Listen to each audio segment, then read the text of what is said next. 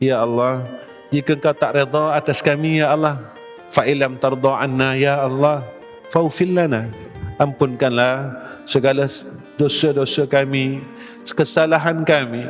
Ya Allah, jika Kau tak nak ampunkan dosa kami kerana dosa kami ini terlalu banyak, ya Allah, fa'fu anna. Kau maafkanlah salah-salah kami, ya Allah. Maafkanlah salah-salah kami, ya Allah. Ya Allah, kami tak tahu bilakah saat kami nak bertemu dengan Engkau, kerana saat kematian ini adalah rahsia Engkau, ya Allah. Jadikanlah saat kematian kami, ya Allah, satu saat yang paling indah di antara kami dengan Engkau, ya Allah. Jadikan kematian kami husnul khatimah. Jadikan kematian kami husnul khatimah. Jadikan kematian kami husnul khatimah. Ya Allah, walaupun kami orang yang malas buat ibadat, orang yang kedekut dengan harta kami, ya Allah, orang yang jahat pada sisi Engkau, ya Allah, tapi kami minta husnul khatimah, ya Allah. Kami minta husnul khatimah, ya Allah. Kami minta husnul khatimah, ya Allah. Dan jadikanlah kesihatan yang Kau kurniakan kepada kami, kami semakin dekat kepada Engkau, ya Allah. Ya Allah, segala masalah kami dan keluarga kami Engkau angkatkanlah, ya Allah. Kau selesaikanlah, ya Allah. Kau mudahkanlah, ya Allah. Kerana Engkau-lah yang menyelesaikan segala masalah kami, dan masalah itu datang daripada Engkau, asbab ujian atas kami, ya Allah.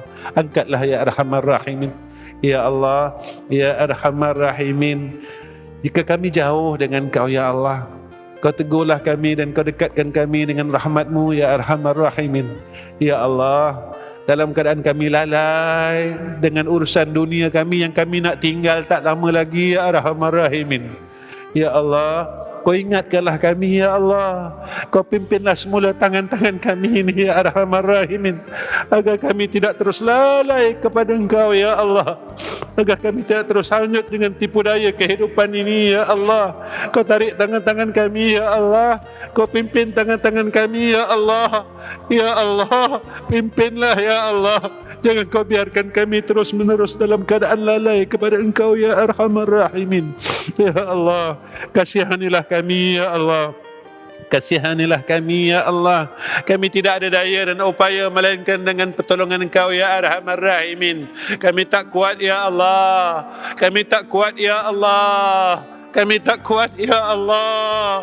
Kami tak kuat, ya Allah. Pimpinlah kami, ya Allah. Bantulah kami, ya Arhamar Rahimin. Ya Mujibas Sa'ilin. Ya Mujibas Sa'ilin. Ya Mujibas Sa'ilin. Wa sallallahu ala Sayyidina Muhammad wa ala alihi wa sahbaraka wa sallama. Walhamdulillahi Rabbil Alamin.